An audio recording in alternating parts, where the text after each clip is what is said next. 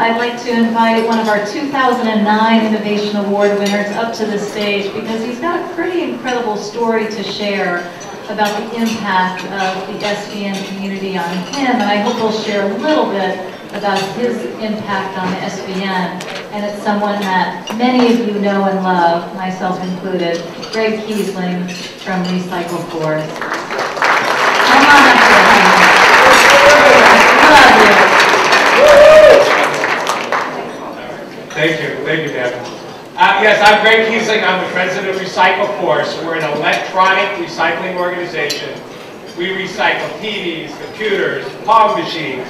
We break them down into 5 basic components: plastic, steel, copper, aluminum, and precious metal bearing circuit boards that contain gold.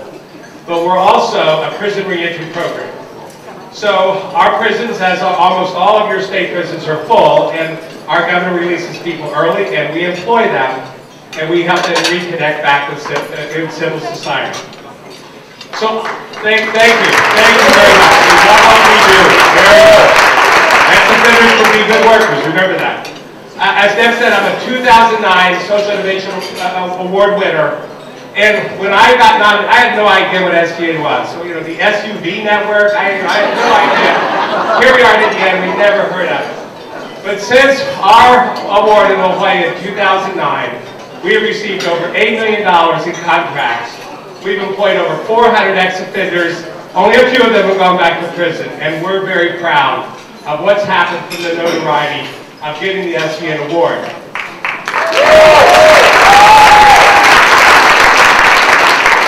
I was a judge this year. It is freaking hard to be a judge and to try to figure out who to pick. So all of you who are about to get your pitches are in for a fantastic journey. I hope you have even a remote amount of success we've had from the SVN network. Because the people who are about to listen to you can be your backers, your financiers, your mentors, but maybe most importantly, they can become your friends. And many of you know our story, Jen and I's story, that our beautiful son died in Iraq on his second deployment in 2009.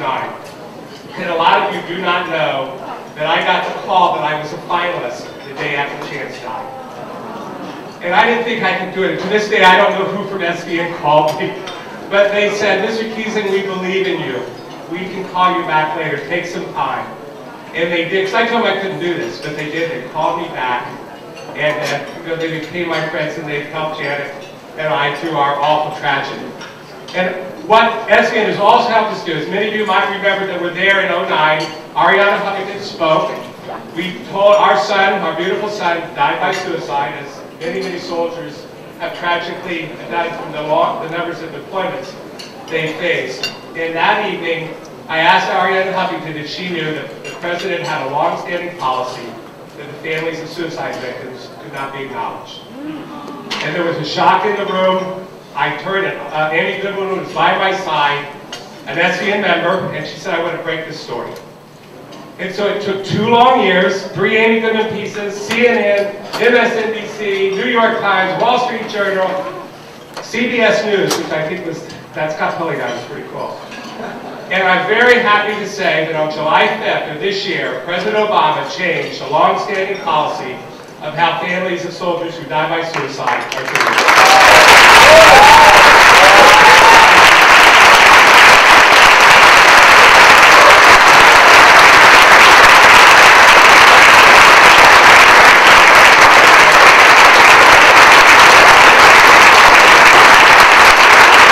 There are so many people in this room that supported us, who reached out to their contacts at the White House, who did everything to help us make this change.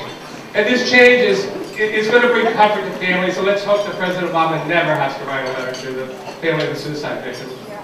Because we've got a winner tonight who's going to do things to help make our tragedy not happen.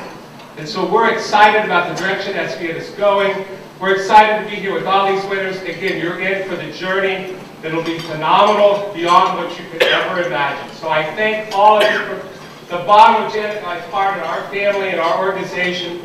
Thank you, SVN, for being our friends and just being there to support us. So I'm going to leave the stage, we need to talk a bar, and I love these things. And thank you very much.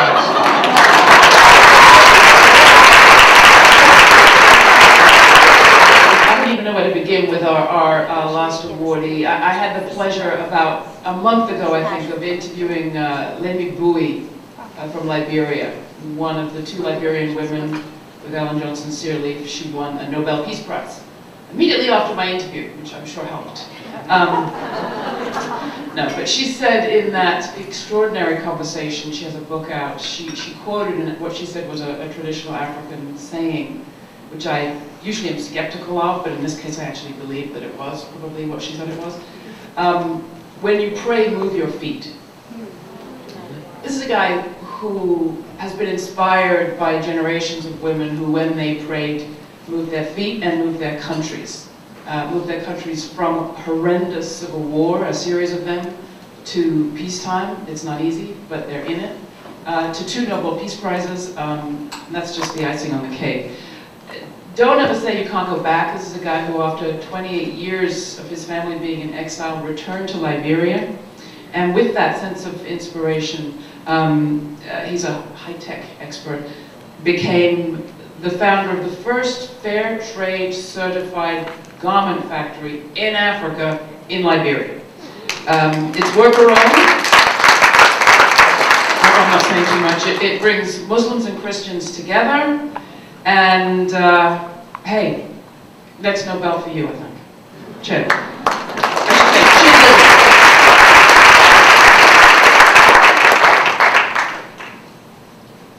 So this past January, I had the great honor of one of the Nobel laureates from my country, my president, inviting me to be recognized in her State of the Nation address. And as I stood there facing our chief executive, surrounded by senators, by representatives, by dignitaries from all over the world, I thought exactly what all of you are thinking right now. Who in the world is Chid Liberty, and what is he doing on stage? Unlike many of my fellow awardees who I'm just so inspired by, my partner Adam and I, who grew up together in Milwaukee, were voted many things in high school. Most likely to succeed was not among those things. So it's been so interesting for me to look back over the last 2 years and really try to figure out how it is that we came to start Africa's first fair trade certified garment factory. That in less than 6 months of our operation, we actually changed trade policy between the United States and Liberia, opening up the largest consumer market for other Liberian businesses. It really just boggles my mind how then we became the first exporter.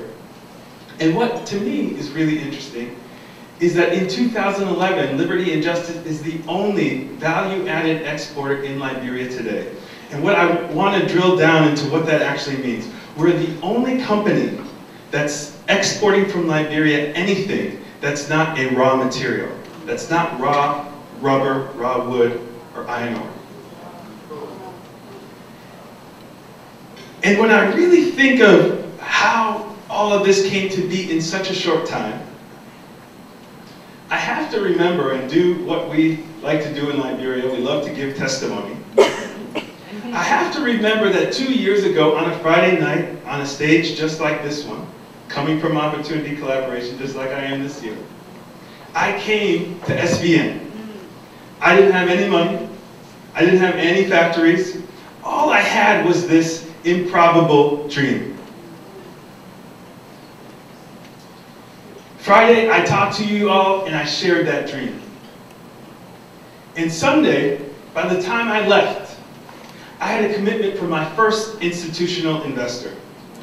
I had other entrepreneurs, amazing entrepreneurs in my industry like Scott and Matt of Indigenous, who grabbed my arms and said, listen, we're going to make sure you get to the starting line.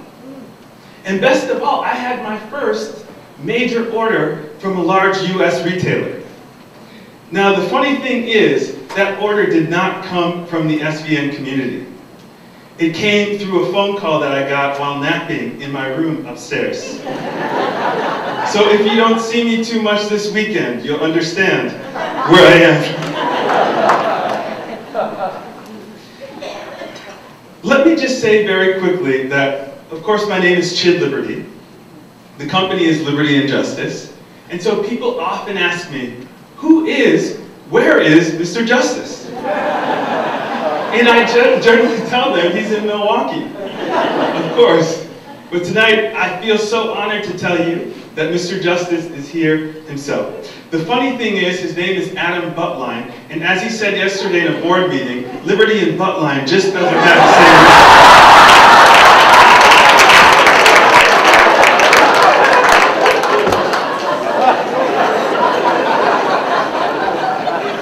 So Adam and I have been running all around the world, raising a few $1 million so that we can expand our garment factory in Liberia.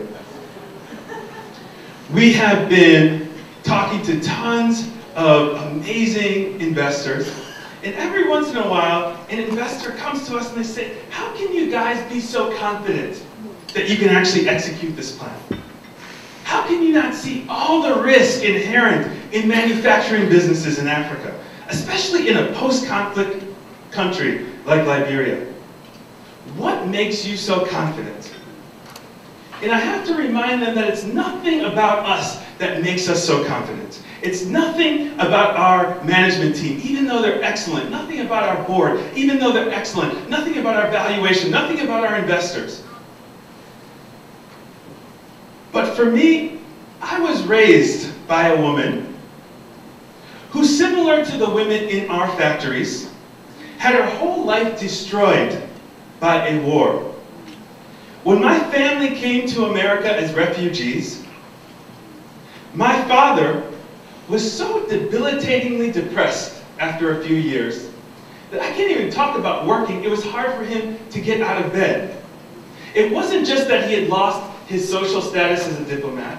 It wasn't just that he had lost his assets in Liberia. He really lost that sense that tomorrow, even there's any possibility of tomorrow being better than yesterday. But my mom had a completely different reaction. Though she had been out of the workforce for some 20 years, and she had already been trained as a nurse and working, she decided that she would take what little money that she had and enroll herself in the local technical college. And when she graduated from that technical college, she went to work, and she didn't accept the higher paying jobs that she could get from a private office. She took a state job because she knew that it would give us the best health insurance. That same health insurance that is under attack today in Wisconsin as they attack the public unions. She tried to buy us into a neighborhood that I know that we couldn't afford, just so I could go to the same school as a kid like Adam. So, I just need to tell you, Mom, because she's here tonight. I just need to tell you, Mom, that when I walk into my factory and I look into the faces of those women, I see your face. And I serve them, just as a small token of appreciation for who you have been in my life.